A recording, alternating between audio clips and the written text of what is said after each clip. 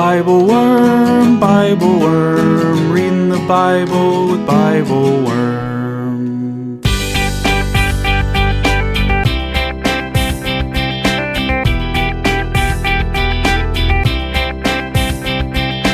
Welcome to Bible Worm, getting to the core of the biblical text. I'm Dr. Amy Robertson, Director of Lifelong Learning and Music at Congregation Or Hadash in Sandy Springs, Georgia. And I'm Dr. Robert Williamson, Professor of Religious Studies at Hendrix College and Theologian in Residence of Canvas Community in Little Rock, Arkansas. We're here every week to discuss the biblical text, both as biblical scholars and as people of faith, one Jewish and one Christian. This week, we are reading Luke chapter 5, verses 1 through 11, a story of a miraculously large fishing haul. Surrounded by stories of healing, why is it this one about fishing that launches Simon Peter into his discipleship? Is it because the miracle feels so stark to him against the backdrop of his own expertise? Is it because this time he has the tools to help Jesus, to partner with him? What did it take for Simon to walk away from the kind of catch he had probably dreamed of all his professional life, to just leave it there in the boat? Thanks for being with us.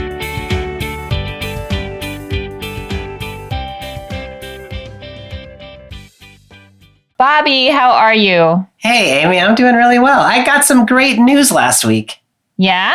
I applied for this grant from the Mellon Foundation for Hendrix to start a health humanities program, and it came through. So for the next 3 years, we're funded by Mellon to do a program in health humanities. What is health humanities? Well, there used to be a field, there still is, but it started out as medical humanities, which was thinking about the sort of humanistic training that medical professionals need. Mm-hmm. So some of it was like, ethics of medicine. Some of it is like reading narratives about people with different health conditions or different ability levels or whatever. And it like makes you more sensitive to encountering people in your work.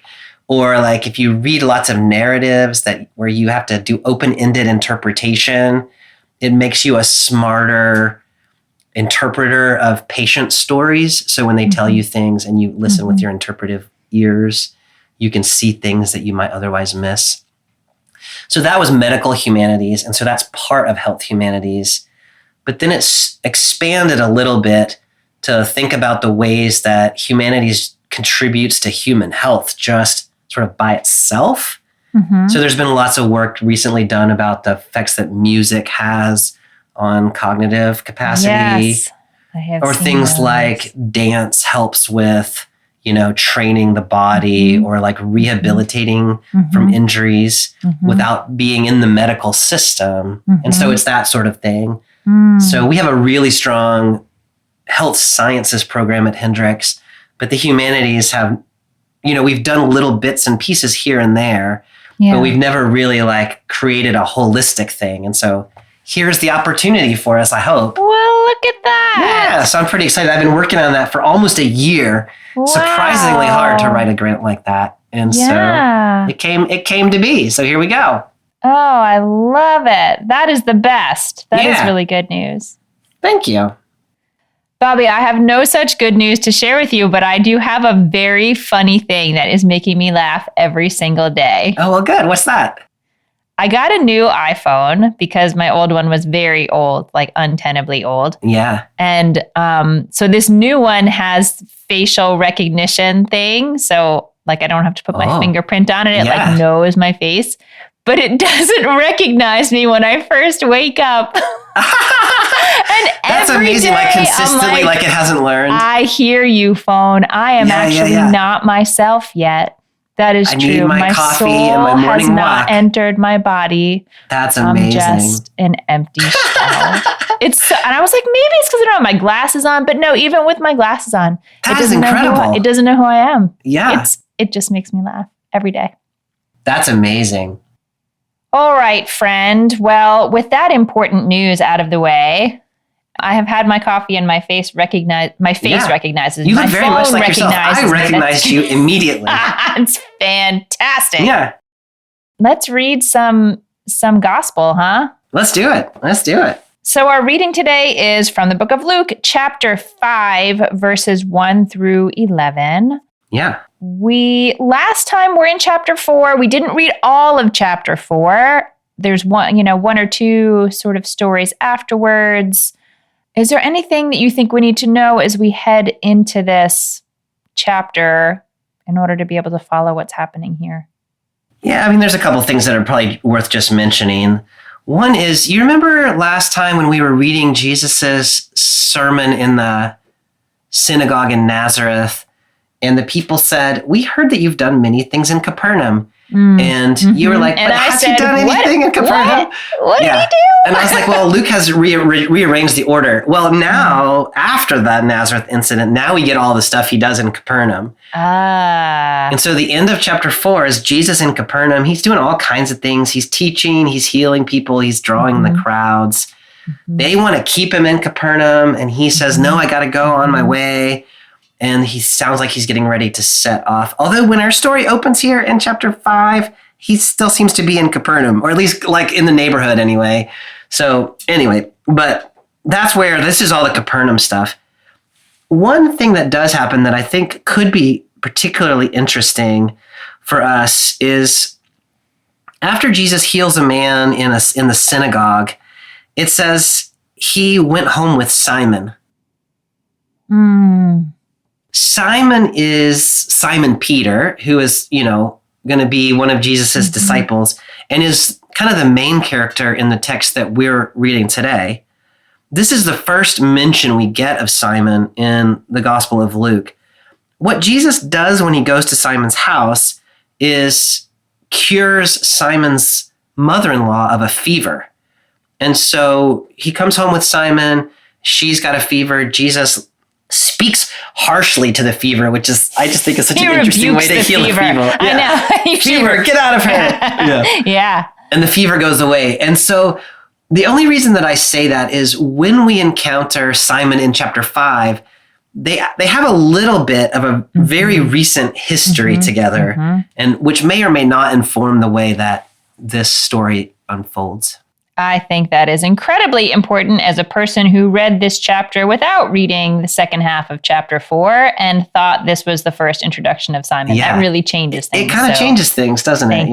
Thank you. It really does. It does. At the very end of chapter 4, Luke tells us that Jesus went on preaching in the Judean synagogues. And then when we start our story, we're back at Lake Gennesaret, which is basically Capernaum.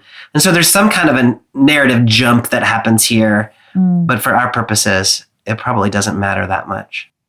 All right. Well, then I'm going to pick us up in chapter 5, verse 1. Okay. I am reading from the NRSV, as I usually do. Once, while Jesus was standing beside the lake of Gennesaret, and the crowd was pressing in on him to hear the word of God, he saw 2 boats there at the shore of the lake. The fishermen had gone out of them and were washing their nets. He got into one of the boats, the one belonging to Simon, and asked him to put out a little way from the shore. Then he sat down and taught the crowds from the boat. When he had finished speaking, he said to Simon, "Put out into the deep water and let down your nets for a catch." Simon answered, "Master, we have worked all night long, but have caught nothing. Yet if you say so, I will let down the nets." Bobby, this scene at the beginning where there are crowds pressing in on Jesus, trying to get closer to him, I feel like it should be good, and it also gives me kind of a panic attack. Yeah. I guess the thought in my head is, what a thing it is. It is no small thing to try to stay grounded in God while you are in a crowd that is pushing upon you. And I don't know, I feel like you could become grounded in ego or in fear or in thinking about what the people want and sort of like popularity. And it has me thinking back to like the temptations of the devil that might have prepared him for this moment. And then I'm like, Amy, you're being a little dramatic. Like am I just being dramatic? Do I just really hate crowds? No, I think it's so interesting to think about, because when you first started out, that's what I was thinking, is sort of like an agoraphobic response. There's too many people around, and I don't want to be around these people. And so I don't even like people. I don't like people that much. Yeah. So, yeah. And I think like Jesus might feel that way. Surely he might feel that way. And we do see him at various points trying to get away from people and go off and pray. We just saw him a couple of chapters ago, seemingly off by himself praying after his baptism. Like he does have that kind of withdrawal sort of mode in him. Yeah. But I love where you went the second place, which is like the opposite of that is also a problem, which is like, I love the crowds and let me go and do my show and like be fancy and, impress everybody. And I feel like you could almost say the same words, like do a very similar thing, but be sort of grounded or oriented toward the crowd and toward the fame or not. And so what Jesus does then is to step onto this boat and go a little bit out from them. So now there's like a little barrier between him and them, which, I had just read it as like practically how do people hear you when they're just all around you? And as well, you go back a little bit. And so then the acoustics are better. Yes. But you could also read it in light of he needs a little distance from them in order to say what really needs to be said about the kingdom. Yeah, I am really drawn to that moment, both for sort of the practicality of it, like that's just really smart. Yeah. And you have sort of a natural buffer around you then that people aren't going to walk into the water. Yeah. And I'm wondering too about the sort of metaphoric power of that image. Like what are the things that, or situations or things that you have to have some distance in order to see them, in order to like, I don't know, almost thinking about it also from the people's perspective instead of just from Jesus's perspective. Like, what is it to the people to be immediately up close to Jesus and have this urge to get like closer and closer versus having that a little bit off the table and having some kind of natural buffer? This might be a strange response to that, but one of the things that I have noticed, I noticed it in myself when I first came to Hendrix, and I notice it with new colleagues when they first get here, is like they want to be one of the students. Like you're sort of close-ish in age. You feel that like everybody loves you when you're new and young and exciting. And to say like to be an effective professor, you need to be connected to your students, but also realize that your role is not student, right? You have a different role, and you can't be a good professor if you're sort of caught up in trying to be too close to the crowd. And so that little bit of buffer that says, no, I have one kind of a role here, and you have a different one, and we can be connected, but there's got to be this little barrier. Yeah. I don't know that that's what Jesus is up to here, but that's kind of what you were making me think about. I love that. I really love that, Bobby. And I think that's one of the things that often in reading the Gospels with you, I feel that real tension of Jesus needs to separate from groups of people that see him as part of them. Oh, yeah. And he needs to say, not quite. Like, I can't identify primarily there. And that's part of what just happened in the last section we were reading together, that he needs to differentiate from his community. And in that case, it's very much more dramatic than just going off in a boat. But I wonder if there's some similarity. And also, in this text we read a few weeks ago now, where he's differentiating himself from his family. Yes. And saying, I have my father, lowercase f, but I'm in my real business is about my Father's business, capital F. And those two things can coexist together, but you've got to be clear about which is which. Yeah. I like that idea of differentiation. You mentioned at the beginning of our reading that he already knows Simon. He not only has met him and has spent a night at his home, just sort of lodging there, but has also saved his mother, healed his mother. So they have a little bit of a rapport, which I think is really helpful here. Yeah. Because just reading this text cold, as they say, it seems like he just steps into a boat and decides that it's his for the taking. Yeah. Which is just a little, I will say the first time I read it, it felt a little bit sort of like chutzpahdik. But then I started wondering about my own sense of ownership and, whether that really is kind of applicable so much in the past. So the fact that he already knows Simon certainly softens this moment. Yeah. But I wonder whether do you see in this some kind of that's a little startling. That's a little bit of like a power move to just get in someone else's boat. Or it could be sort of an oblivious move. Like I'm just not thinking about the fact that people own things. I'm just taking this thing that's next to me. Or I'm giving you 3 choices, or you can choose another one.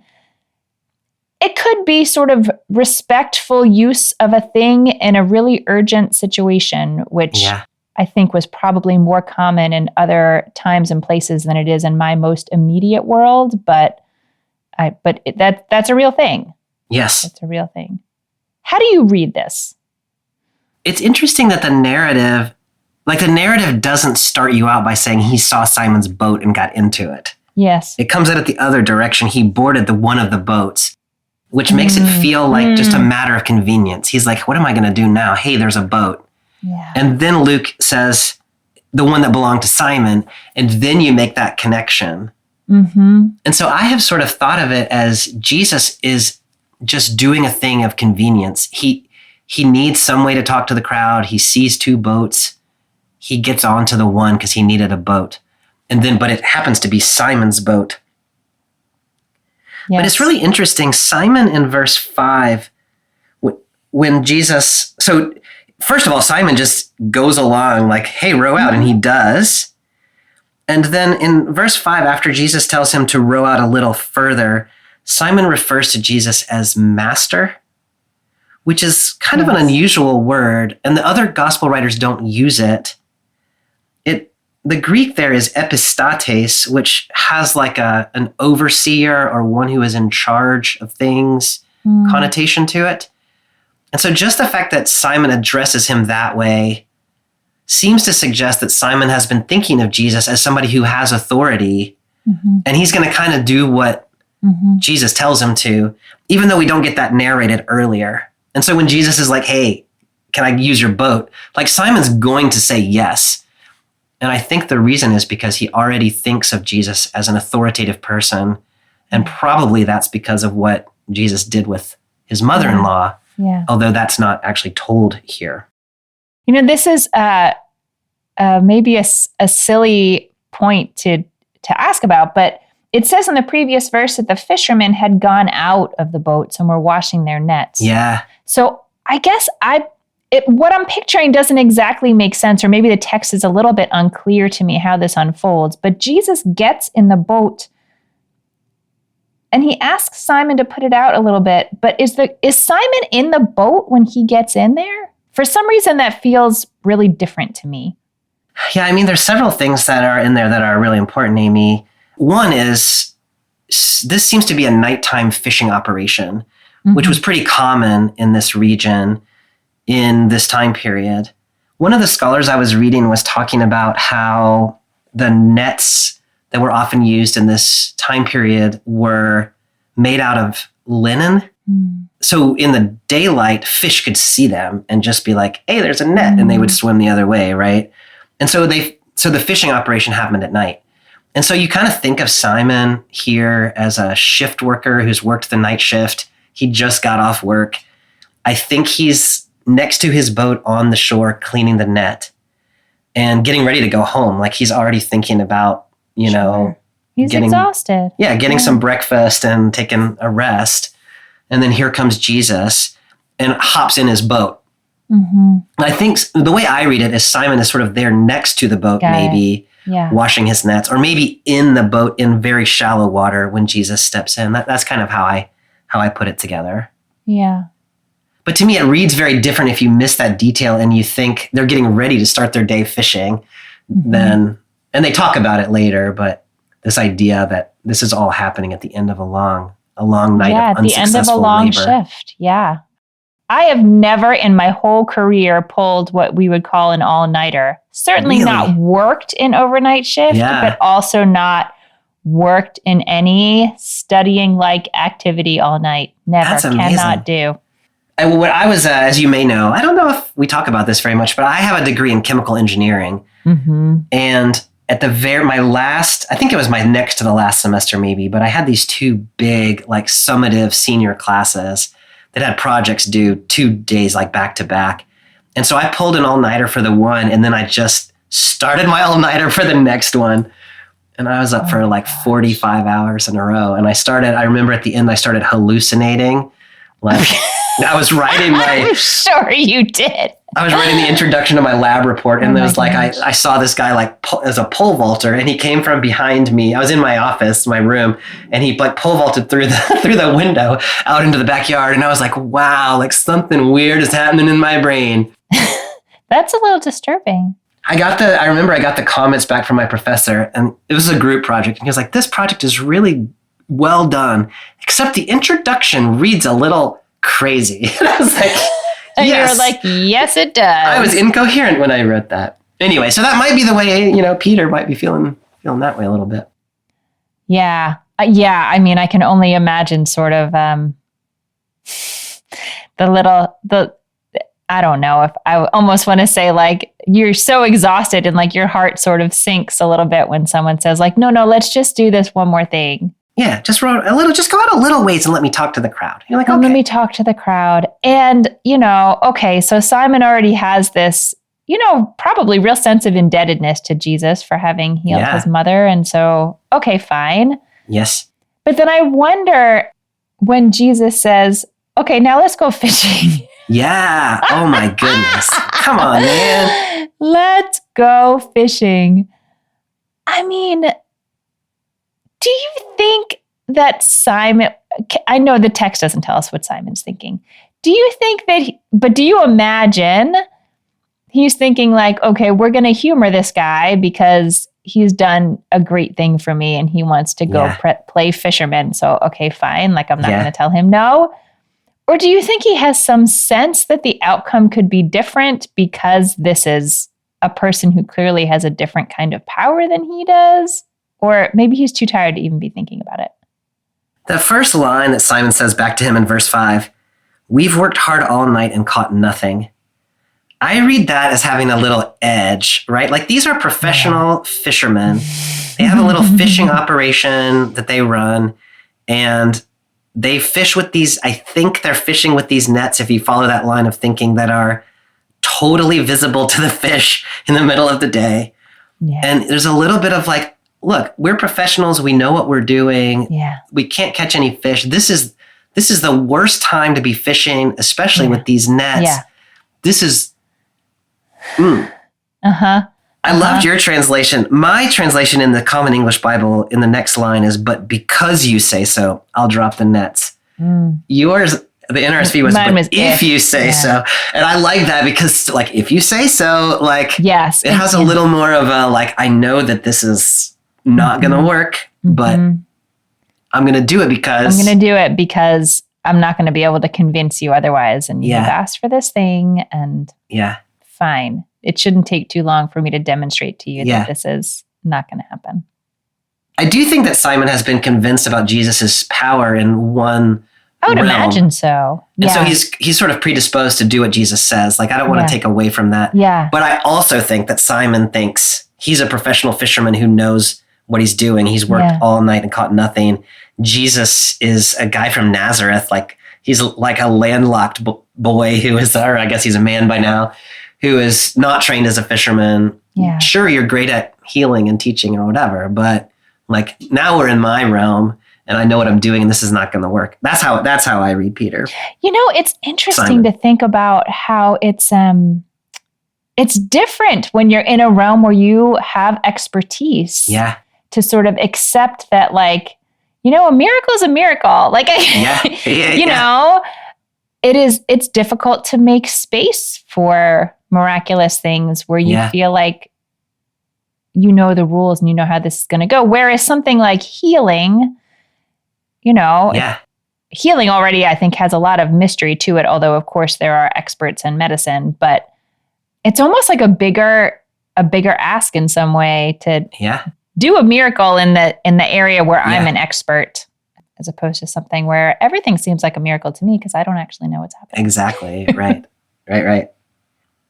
And do you imagine that Jesus is doing this because my first reading was that this was, maybe this is silly, that this was almost sort of like a gift of thanks to Simon, that like, here, I'll fill up your boat with fish. Like, you didn't catch any fish. Let's go get you some fish. But now that seems silly, even as I'm saying it. That was the first thought that entered my head as I was reading this. I actually really like that reading.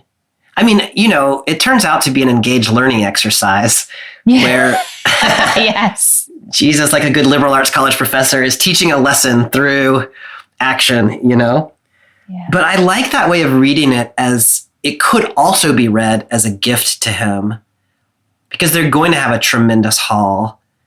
And like, that could have been the end of that story, right? If Simon and his friends had said, well, we'll take the fish. That's true. And so I like that, thinking about Jesus is kind of giving them some options here.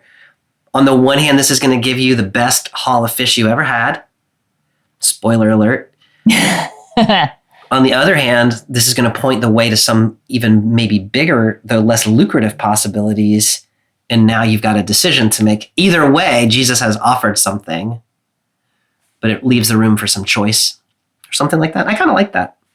Yeah, and I feel like it creates some, maybe the word partnership is too strong of a word, but that's the word that's coming to my mind, sort of some opportunity for partnership where like Simon has the boat and the materials and some expertise. I'm not sure how helpful the expertise are in this situation. Yeah. But, and Jesus has that sort of je ne sais quoi of this sort of moment.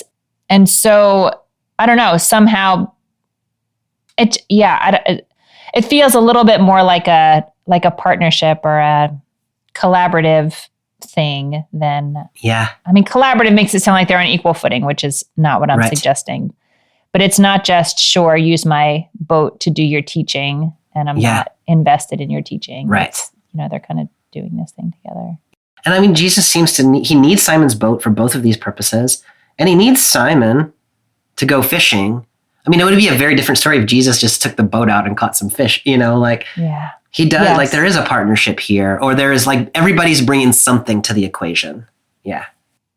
I have another impossible question for you, but it comes from a conversation that started, or maybe the seed was sort of planted for it in my mind in the Bible Worm Collaborative, where someone pointed out that like this, it feels very organic. Like the relationship between Simon and Jesus doesn't feel like Jesus has been sort of, okay, stalking sounds negative, but like has sort of seen him from afar and has sort of like picked him out. It's just like their paths have intersected in this way. And so you sort of build the relationship where you are with whoever is there.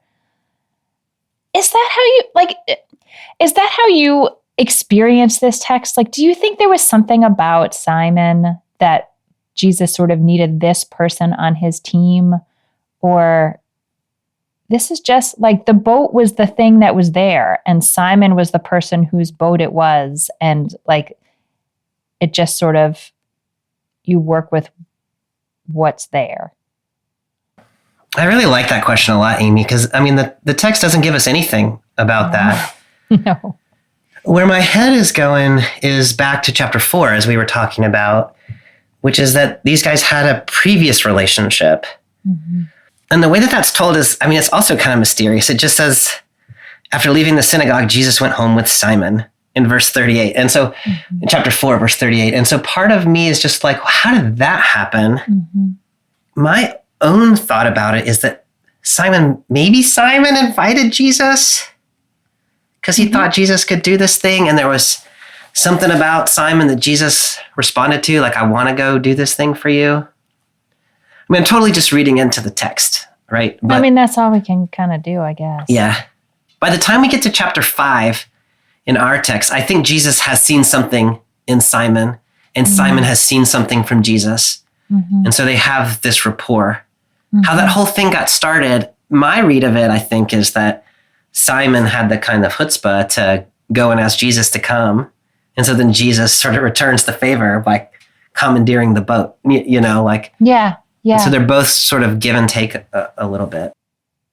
I really like that. The idea that first of all, the idea that in some way Simon might have been the one who sort of started this. Yeah. You know, just by virtue of his willingness to ask for help, which we, you know, see more later that, you got to ask for the things you need.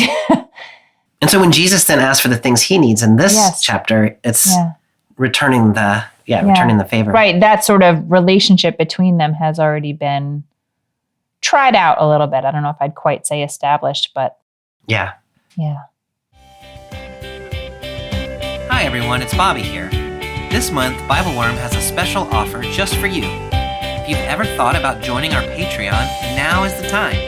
For the month of January, we're giving all our subscribers access to the full range of Bible Worm features. If you join now at the Bible Worm supporter level, you can get early access to episodes, weekly worship liturgies, and video Bible studies, all for just $4 for the month.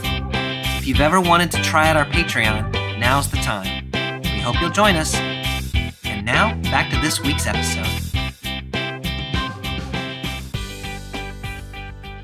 Okay, I'm picking up in verse 6. When they had done this, they caught so many fish that their nets were beginning to break. So they signaled their partners in the other boat to come and help them. And they came and filled both boats so that they began to sink. But when Simon Peter saw it, he fell down at Jesus' knees, saying, "Go away from me, Lord, for I am a sinful man." For he and all who were with him were amazed at the catch of fish that they had taken. And so also were James and John, sons of Zebedee, who were partners with Simon. Then Jesus said to Simon, "Do not be afraid. From now on you will be catching people." When they had brought their boats to shore, they left everything and followed him. My translation doesn't have that famous fishers of men. It's not just your translation. It's actually Luke makes a decision there, it seems. Really? Mark and Matthew both have that sort of, from now on, you'll be fishers of men, like making a play on that. Yeah. Luke sticks with the metaphor, right? So catching people or something. Yeah, he's like, they'll get it. They'll pick up what we're laying down. I think he thought that maybe that pun was a little straight ahead, a little on the nose. You know a little on the nose. It is interesting that he changes it, though. Bobby, I'm so drawn here to this. I'm sure there are things I could say before this, but I just can't. There's like a magnetic pull to Simon's quote in verse 8. Yeah. Go away from me, Lord, for I am a sinful man. What pulls you about that? I mean, we read together this year Isaiah 6. Yeah. And I also just happened to have been doing some work in Isaiah 6 for something else over these past couple weeks. And that image, I mean, in Isaiah 6, it's this sense that, the way I understand it, there's some awareness that there is something incredibly big and holy and awesome happening in that space. You know, you are right in God's presence. Yes. And Isaiah just felt awareness that he didn't fit with this. Like, yeah. You know, like, I shouldn't be here. Yeah. I didn't take it at that time to be like Isaiah thinks he is a person full of sin who is like a terrible person who does terrible things, but more as like a human doesn't belong in this space. I think I'd also read Simon that way. Like, people have done when he says I'm a sinner, people have tried to figure out like what was Simon's sin, you know, and I think there's ways you can work that out if you really are of a mind to. Mm-hmm. But I read Simon similar to the way you read Isaiah, which is what he's really saying is, I'm not worthy to be in the presence of Jesus, this holy, he's recognized the holiness of Jesus. I don't think Simon is saying like, whatever, I just drinking killed last a guy. Night. Yeah, right. Smoking under the bleachers or whatever. Like, I think he's just saying like, human beings are not worthy. And I most of all, in a similar way to what Isaiah said. I also love that, Isaiah walked into like those flaming snake dudes, the seraphim, going back and forth. Snake dudes. Like his experience of the Holy One was not at all subtle, right? But Simon's is pretty subtle. I mean, there's a big haul of fish. Yes. But it takes Simon some insight to realize. Yes. And he addresses Jesus as Kyrie, which is the word Lord. It's the first time Jesus has been addressed that way. We've had that language about Elizabeth's referred to Jesus or Mary as the mother of my Lord. And we've had that word around, but Simon calls Jesus Lord. And that word Lord, it can just have this sort of like master sense to it, but it's also the word that's used for the tetragrammaton, that proper name of God in the Septuagint, the Greek translation of the Hebrew Bible. And so Simon seems to maybe be calling Jesus God here, although you have to hold your eyes, you squint your eyes just right. So he's had an amazing insight to get to where he's gotten to this is a holy one in whose presence I am not worthy to stand. So I'm jotting down notes as you're talking, because you brought so many things to my mind. And one of them, just that last thing you were pointing out, was just the change that's happened in these couple verses. He just gave a sort of honorific title to Jesus. Yeah. That was, my translation is master. Yeah. You said it was epistates in Greek, which is also the word that Luke uses for rabbi. Oh, I didn't realize that. Yeah. So says the Jewish annotated New Testament. Yeah. And then to switch from master, teacher, sort of that level of I recognize a sort of power differential. Power is maybe not quite the right word, but you know what I mean? To Lord. Yeah. That's significant. And the fact that it happens because of fishing.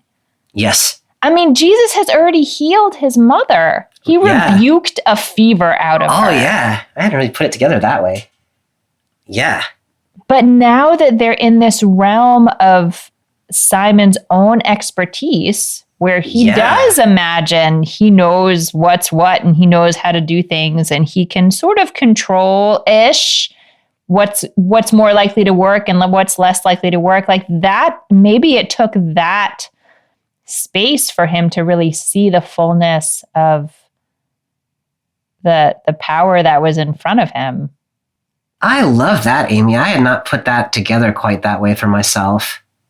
Just this impossibly large haul of fish, which Simon knows should be impossible because he's been fishing that spot all night. That would not impress me at all. Yeah. A big haul of fish. I'd be like, okay, some fish. Yeah. That's nice. And he's done it with this net that's not supposed to be used in the daytime that the fish can totally see. Yeah. This should not have worked. No. I really love that. And that's what enables Simon. Yeah. To see the difference. It's good. Terry, our very talented liturgist who also participates in that Bible Worm Collaborative, asked about this connection to Isaiah. Do we imagine, or should we imagine, that the task that is before Simon in the long run here, working alongside Jesus, is as terrible as Isaiah's call, which, if you recall, was to speak to people in a way that they're not going to speak to your own people of whom you are a part in a way that they're not going to hear it. It's a really painful call that he gets after this big, beautiful moment with the angels and all that. this is like looking way ahead, way down the line. Yeah. Do you have any thoughts about what comes after this moment for Isaiah and for Simon? I mean, it's like there's a form here that's going on that's about a call story. So this is Simon's call in the way that was Isaiah's call, or Yes. some sort of prophetic commissioning. Yeah. By the way, one of the differences in these stories that I think is really compelling is that Isaiah says, "Woe is me, I'm a man of unclean lips." Yeah. And the seraph touches his lips and cleanses him. Yes. So there's like a transition that happens. There is a transition that happens. Now Isaiah can do his thing. Yes. That doesn't happen here. That's right. Simon says, "I'm a sinner." And then Jesus just gives him a commission anyway. So there's you don't have to change anything here. It's kind of interesting. That is really interesting. On the face of it, I was really confused about what you were saying just a minute ago until you got to the very end, because the commission here is very different, right? It's Isaiah's is all about preach so they can't understand. Simon's is, from now on, you will be fishing for people, which is a strange metaphor. The word that's being used there in the Greek is zogreo, which I don't quite know. Like the metaphor gets a little strained here, but it really means like capturing alive or like pulling out alive. And so the way that I've been putting this together is John, back in chapter 3, gave us this whole thing about the axe is at the root of the tree, and like there's a winnowing that is coming. Peter's task is to pull people out, like to snatch people out alive. Mm-hmm. And so I read it as a holy good thing, right? Like you're going to go and like spare the lives of people. That's what you're going to do. I realize that's not what fishermen do with fish. And so the metaphor gets complicated. The metaphor, falls apart a little bit. So in the immediate sense, I think Simon's call is a really beautiful one. Like you're gonna sort of save people from the conflagration or whatever. Yes. Mm-hmm. But when you place it then at the end of the story, where you see the crucifixion and Peter's in the position of denial and all of that stuff, maybe so. Like it is a pretty terrible thing he has been called into, but it's not terrible in the first instance, like it is with Isaiah. Yes. And this is kind of tying back to a conversation we were having a minute ago, but I didn't think of it until you were talking just now. I can't remember what it was that you said that made me think of it. But going back to that idea of people being sort of in their expertise and what it's like to witness a miracle in a realm that you feel like you know pretty well. I think it was when you said it was a form, because I didn't have that language, but I also was thinking about sort of like, how are these stories parallel and how are they not? Yeah. And Isaiah kind of did belong in the temple. Like he was, a court prophet. He had it wasn't weird that he was in the temple. Right. That was his bread and butter kind of. And so for Simon to encounter this experience while fishing is actually exactly within that form. And then you think like Moses also encounters the burning bush while he's shepherding his sheep, people are doing the thing that they do. I like that.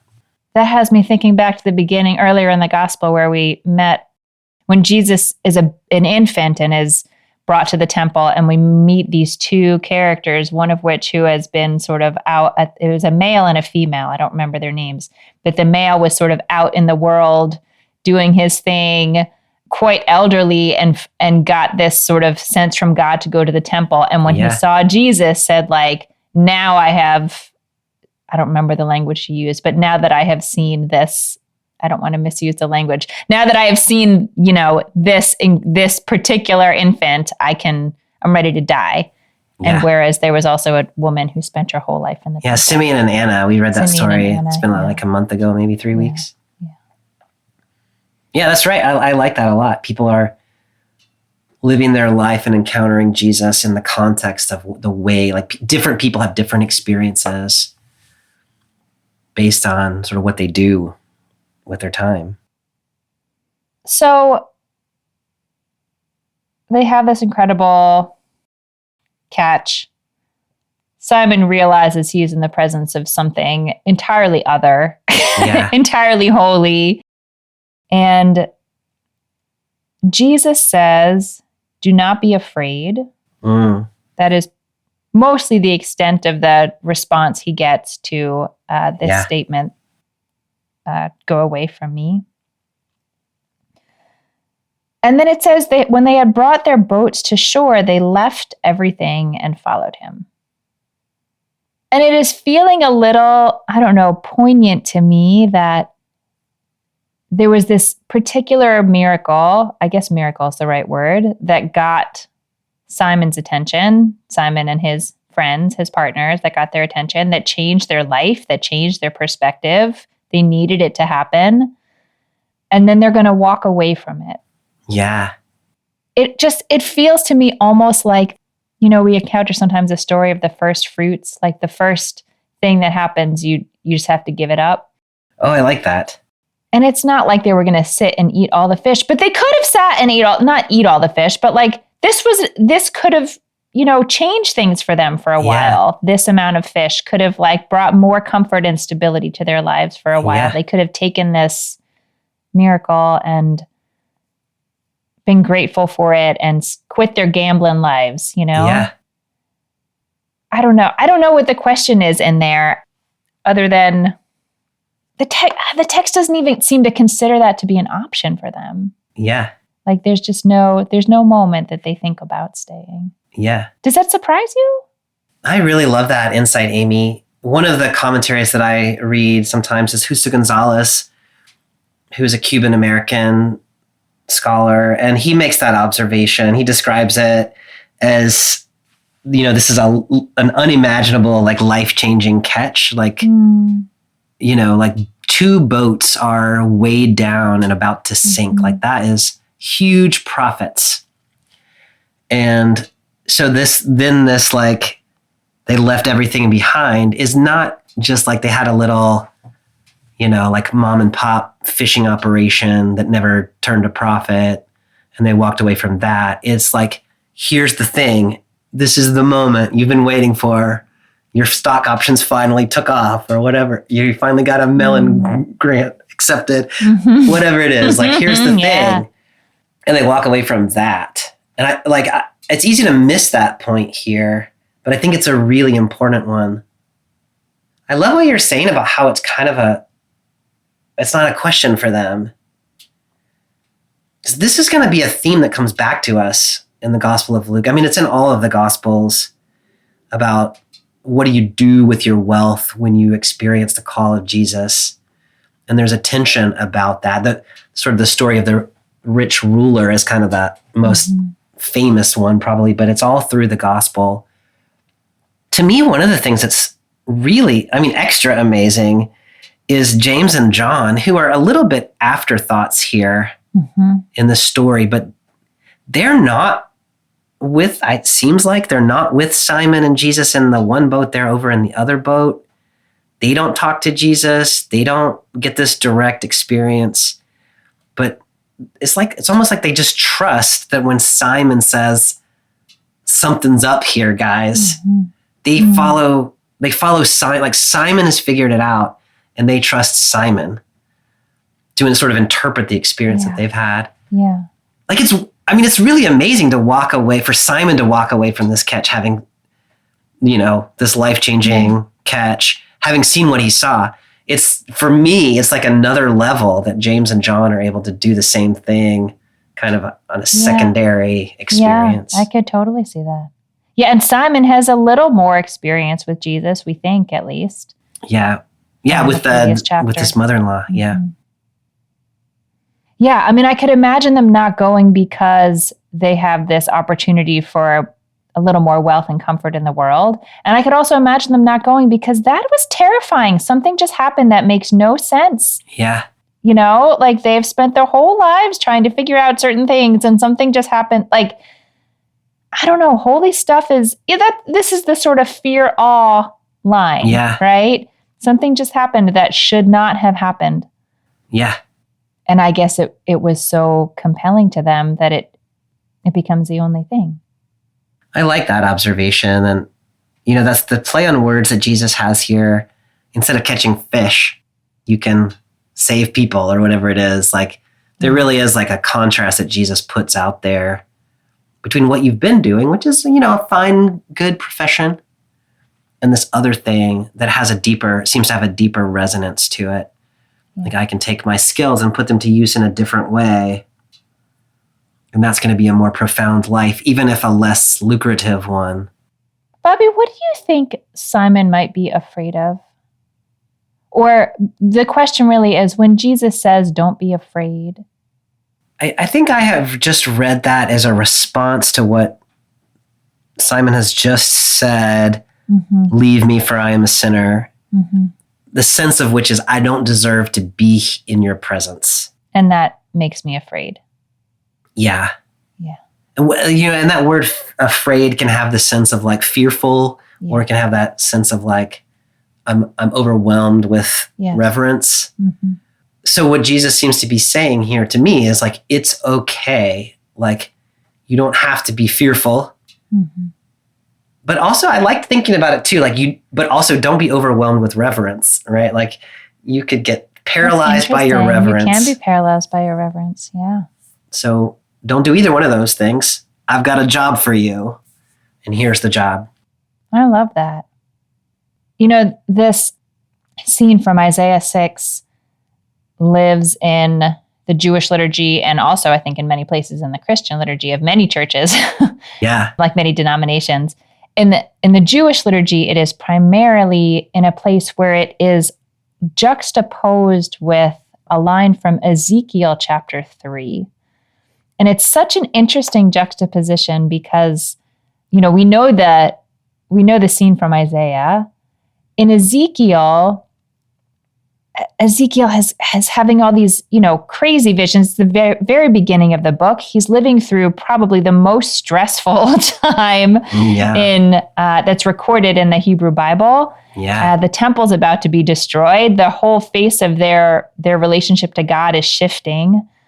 And he is flying through the air, being taken by some spirit that he doesn't know much about. And it says there's a roaring sound of like these chariots and the wings of the angels like beating around him. It's very loud. And above the volume of all this, he hears the angelic voices saying, Baruch Kavod Adonai Mimkomo, blessed is the glory of God, sort of wherever it is in its place. And it's, Yeah. And the reason I bring it up here is that I always think of that scene from Ezekiel as this moment that maybe all the things that you thought were true are not exactly true. And it is like such tremendous upheaval, and to keep yourself oriented toward God in that moment is sort of the only option, but is also really difficult.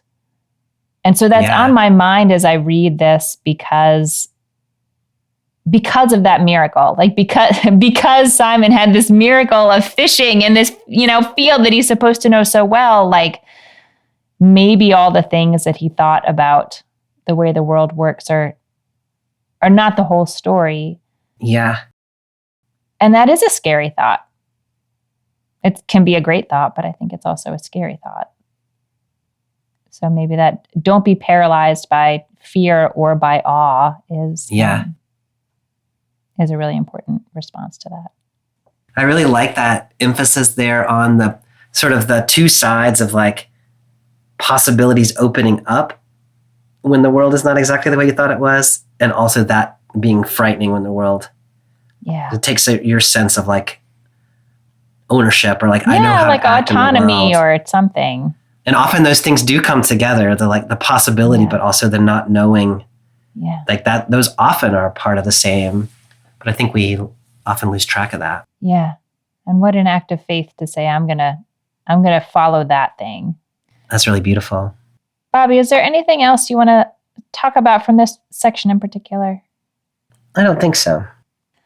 Well then, what message might you want to highlight or raise up for folks about this story? I think the way this story is sitting with me, it's at its core, it's a call story about what it means to be a follower of Jesus. And so as a modern person who is also a follower of Jesus or tries to be, I'm also listening about call and like what does it mean to follow behind this one and be a disciple? And so what has been staying with me about this text is this whole emphasis about professionalization and the way that the call of Jesus sort of flies in the face of professional wisdom. Mm-hmm. And so you get Simon, who is a fisherman who knows how to fish, and he knows about the nets, and he knows you got to fish at night, and he knows there's no fish out there.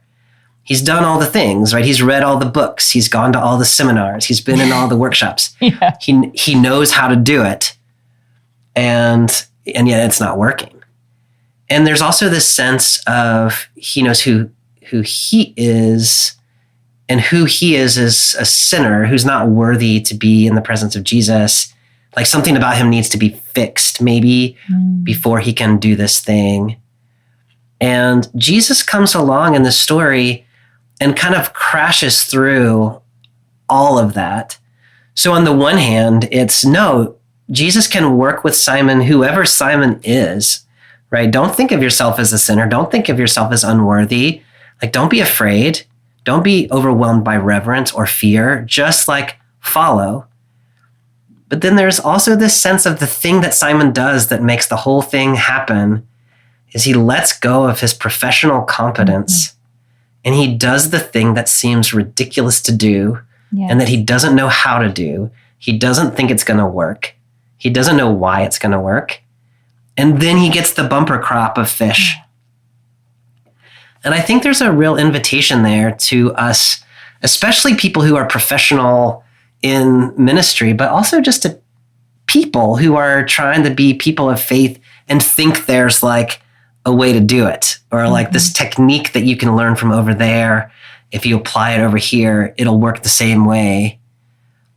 What Simon does here that makes it all happen is he listens to Jesus and does what Jesus asks. He calls Jesus Master. He calls Jesus Lord. And he just says, what you call me to do, I'll do it. And that's a real challenge to say, like, all the stuff you've learned, you have to, it's not that you have to let that go, because like we were talking about how like Simon had to be a fisherman in order for this thing to work, right? Yeah. So you've got like, bring your stuff to the table, but it's going to get repurposed. And you can't let your sense of like professional competency get in the way of the things to which you are being called, which may be more amazing than you can currently imagine. You have to be willing to be incompetent and outside of your professional expertise, doing the thing to which you are called, and see what happens. I think that's where this text is resonating with me today. I love that. And yeah, it's so easy to get sort of stuck, I guess, in our own expertise and our own sense that like we know how to control things. Yeah, absolutely. That's we know how the system works, so we can play the system the best, better than anyone else. Yeah. How about you, Amy? How's this text sitting with you? I'm thinking kind of similarly. I've been thinking a lot this week. This year, it's a very rare thing, but Hanukkah actually overlapped with New Year's, which was this funny sort of overlap for me because we have this holiday that talks about miracles, and then we have a sort of popular culture that's talking about resolutions. Yeah, oh yeah. Like, and one of them is really like, you got to take control and set your mind to it. Yeah. And, and you can make it happen. And the other one is very much like, it actually has nothing to, like you're just playing a small part in a much bigger thing, but you're not controlling it. And it had me thinking about this quote from a famous 20th century rabbi named Abraham Joshua Heschel, who writes a lot about wonder. And he has an anthology of poetry that actually has this in the title, but the quote is something like, I did not ask for success. I asked for wonder. And you, capital Y, you, God, gave it to me. And so I've been thinking a lot about what it means to sort of try to orient my life toward wonder. I love that. But before this text, honestly, Bobby, I had been thinking the best way to do that is to do more of things that I don't think I know how to do. I don't know how they work. I don't know how to, I don't think I know how to control the outcome. So everything sort of feels like, if it works, it feels like a miracle. Yeah. And I think maybe that is the baby step that I need to take to sort of open my awareness to all the things that I don't know in the world. But I think you are correct, and it is correct that if it stays only in that realm, we're talking about pretty smaller potatoes. Like you can start there. That can be the sort of baby steps of wonder. But ultimately, hopefully it will, bring me to this bigger sense of awareness of my own vulnerability and awareness of all the wonder in the world so that I will see other kinds of miracles around me. I love that. It's a challenging thing. Mm-hmm.